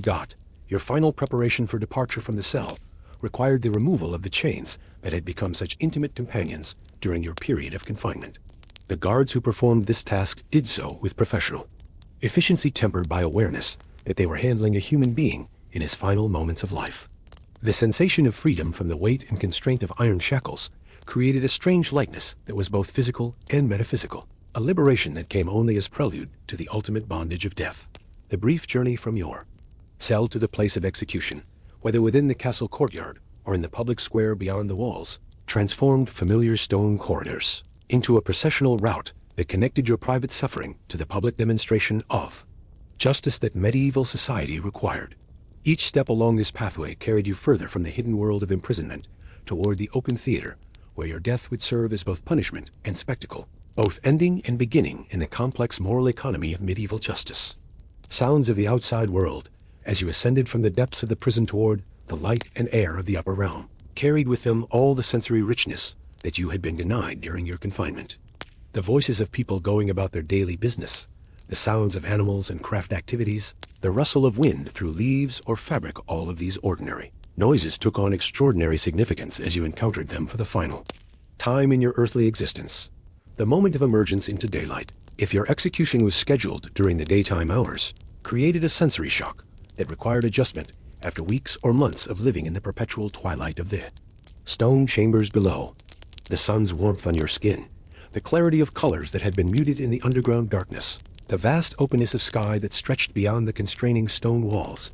These experiences provided a final gift of sensory pleasure that served as a reminder of the beauty and wonder that had characterized your life before its entanglement with the mechanisms of justice.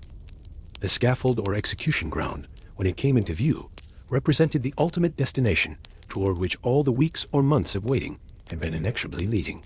This carefully constructed stage for death had been designed not just for the efficient administration of justice, but as a theater where the moral lessons of medieval society could be displayed for public education and reflection. The wooden platform, if your execution involved hanging or beheading, had been built by craftsmen who understood that their work would serve as the final earthly foundation upon which your life would end, requiring both structural integrity and symbolic dignity. The crowd that had gathered to witness your execution represented a cross-section of medieval society, drawn by a complex mixture of curiosity, moral duty, entertainment, and genuine spiritual concern for your soul's welfare. Their faces, as you approached the place of your death, reflected the full range of human responses to mortality. Some showed pity and sympathy. Others displayed the stern satisfaction of justice being served. Still others revealed the morbid fascination that public executions aroused in people, who rarely confronted death in such deliberate and ritualized form. The final words that you were permitted to speak before your execution provided one last opportunity to address the world of the living, to offer explanations, requests for forgiveness, or expressions of repentance that might influence how your memory would be preserved by those who survived you. These last statements, delivered from the scaffold in the hearing of assembled witnesses, often became the most remembered aspects of the entire execution process, the final distillation of a human life into a few carefully chosen phrases that would echo in local memory long after your physical remains had returned to dust. The presence of family members, if any had been permitted to attend your execution, created moments of profound emotional intensity that tested the composure of all participants in the final ceremony.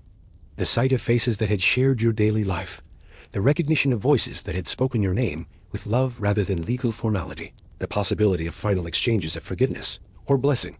These human connections provided both comfort and additional sorrow as you prepared to sever all earthly relationships permanently.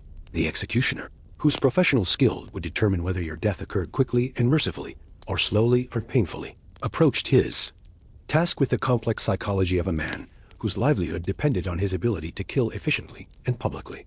Some executioners developed reputations for compassion, finding ways to minimize the suffering of their subjects, while still fulfilling their legal obligations. Others seemed to take grim satisfaction in their work, viewing each execution as an opportunity to demonstrate their technical mastery over the mechanisms of death.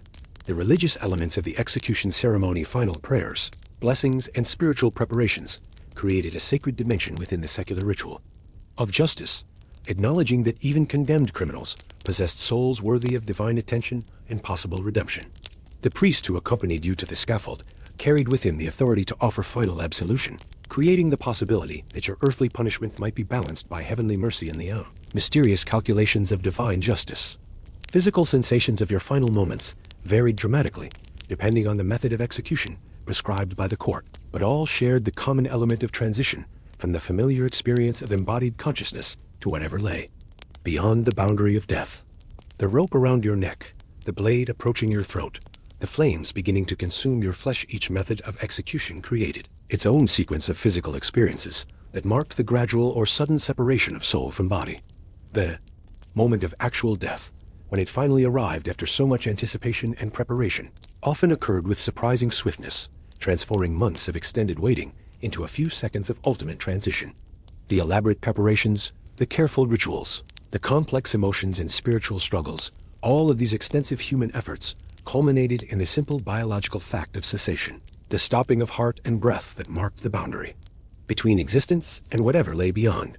The disposal of your body after execution followed procedures that reflected medieval beliefs about the relationship between physical remains and spiritual condition, with some executed criminals receiving proper burial, while others were subjected to additional post-mortem punishments designed to extend their humiliation beyond death itself.